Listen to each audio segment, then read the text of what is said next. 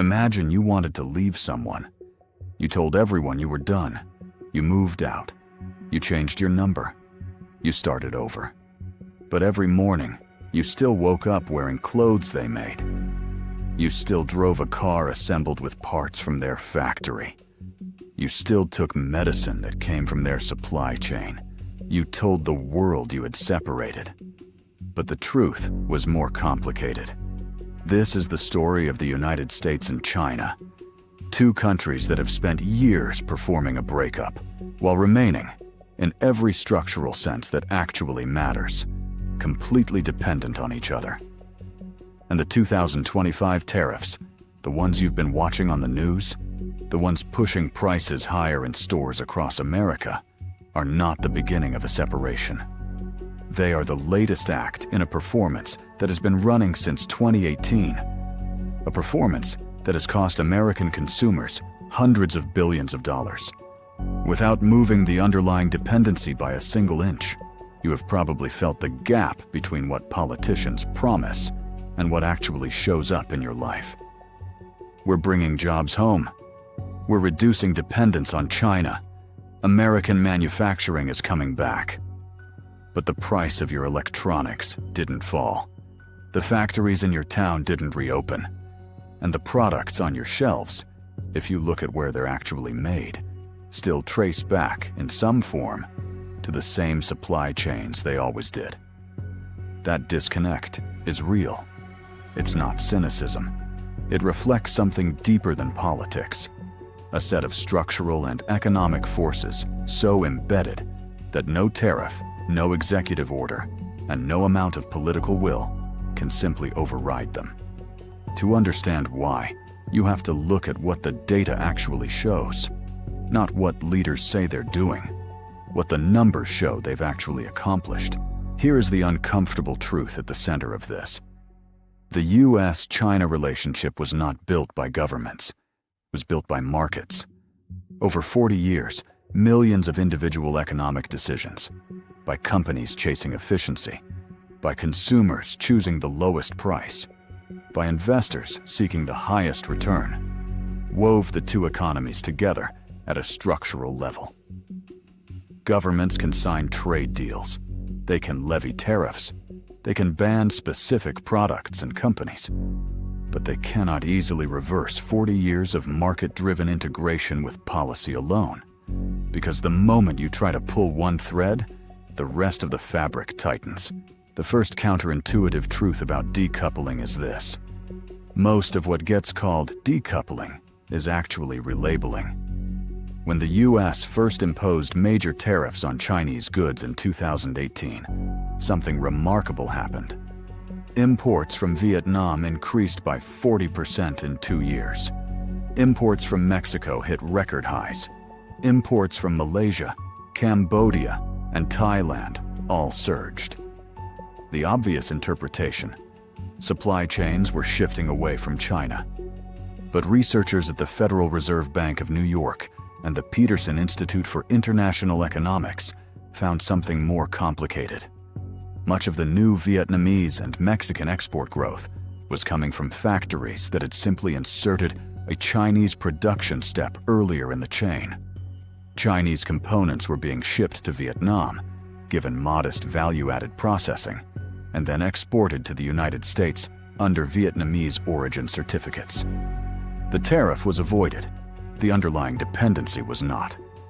A 2023 analysis of US solar panel imports found the same pattern at scale. The US had imposed heavy duties on Chinese solar panels. Imports from China fell dramatically. Imports from Southeast Asian nations surged. Then an investigation revealed that major Chinese solar manufacturers had relocated only their final assembly steps, the last few percent of the production process, to Cambodia, Malaysia, and Vietnam. The cells inside the panels were still Chinese. The materials used to make those cells were still Chinese. The capital equipment running the Southeast Asian factories was still Chinese. The United States had successfully shifted where the last screwdriver turn happened. It had not changed where anything actually came from. This phenomenon now has a formal name in economics: trade deflection. And the evidence suggests it accounts for a significant share of what is being reported as supply chain diversification. Here is an angle that rarely appears in mainstream coverage of US-China tensions. The technology at the center of America's strategic competition with China: electric vehicles, advanced semiconductors, wind turbines, missile guidance systems, military radar, all depend on rare earth elements. And rare earth elements are, overwhelmingly, a Chinese monopoly. Not in mining, in processing. This distinction is critical and almost universally misunderstood. The United States and its allies have significant rare earth deposits. Australia, Canada, and Brazil all have substantial reserves.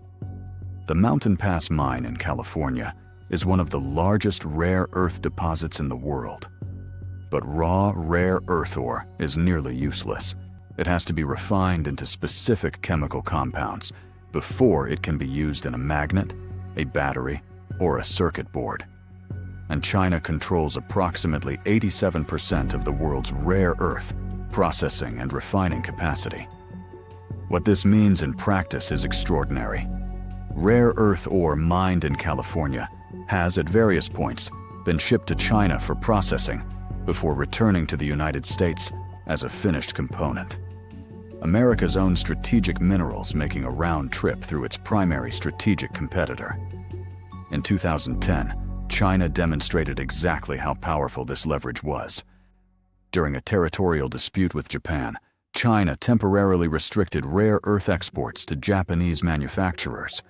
Japanese electronics and automotive production were immediately disrupted.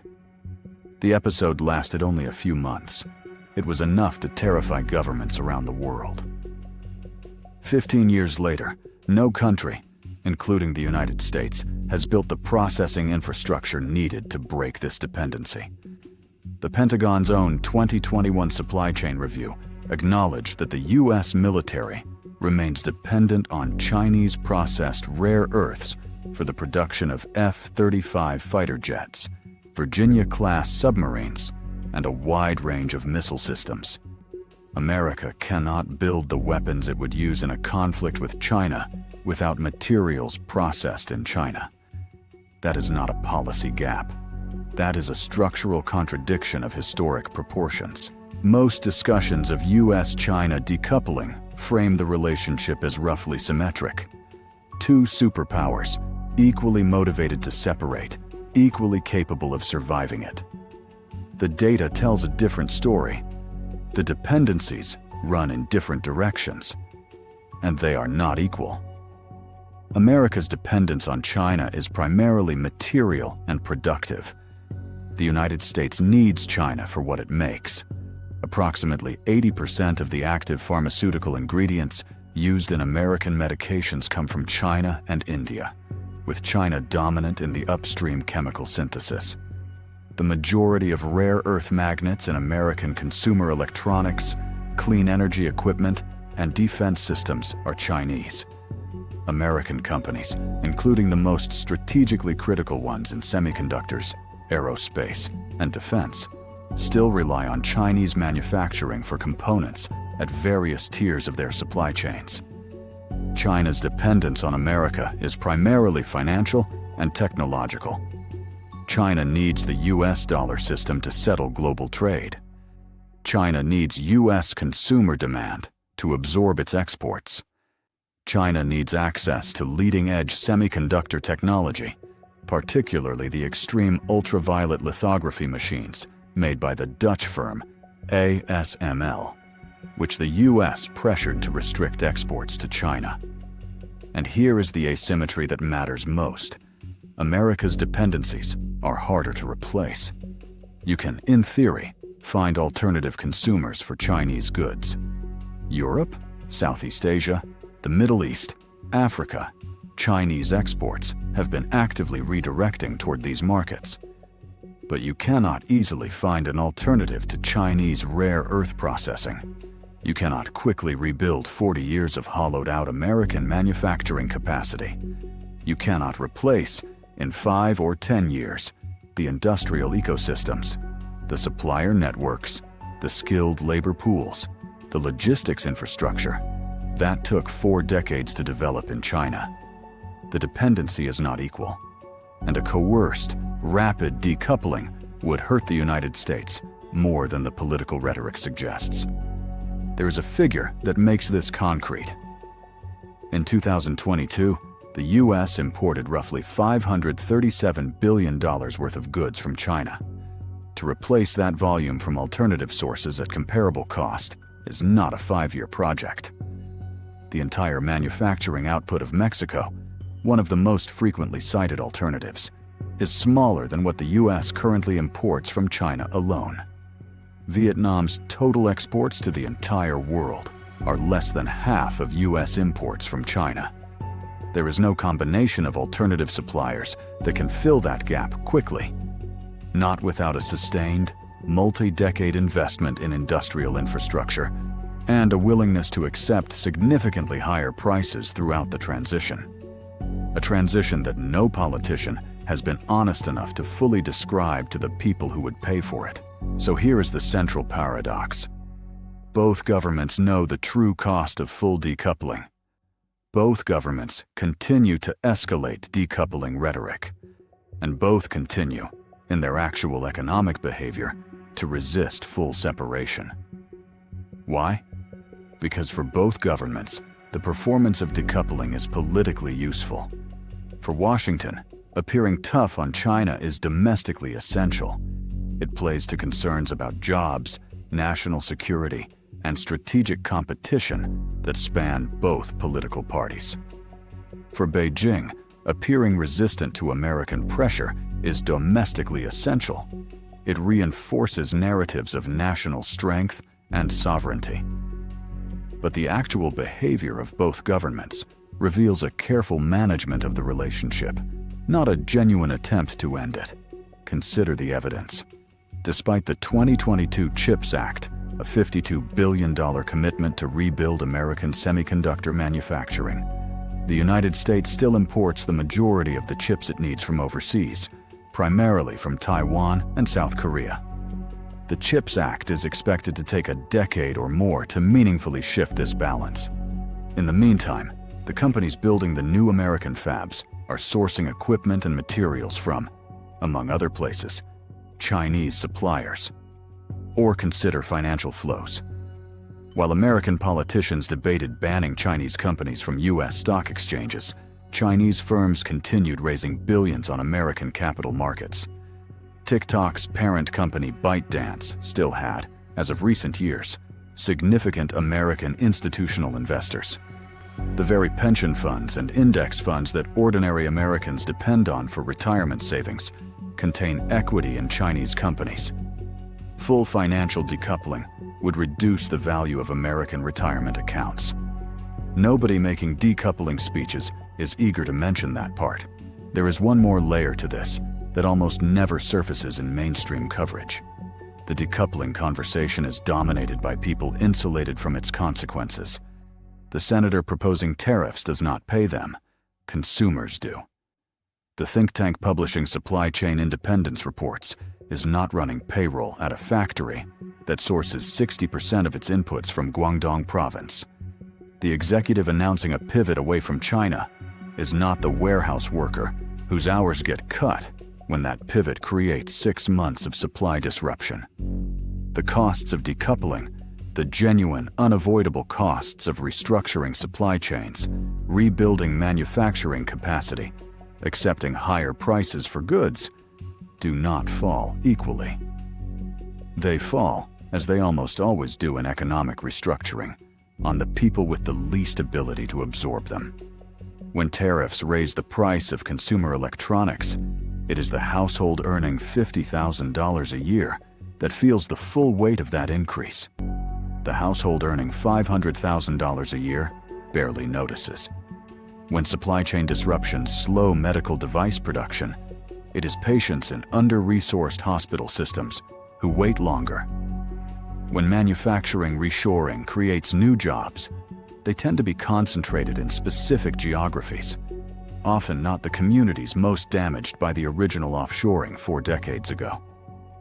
A landmark analysis by economists at Columbia and UC San Diego found that the costs of the first US-China trade war fell disproportionately on American consumers and businesses, not on Chinese exporters. American importers absorbed the bulk of the tariff costs. Those costs were passed on as higher prices, and higher prices, as a percentage of income, hit lower-income households hardest. The political promise of decoupling is economic independence and national resilience.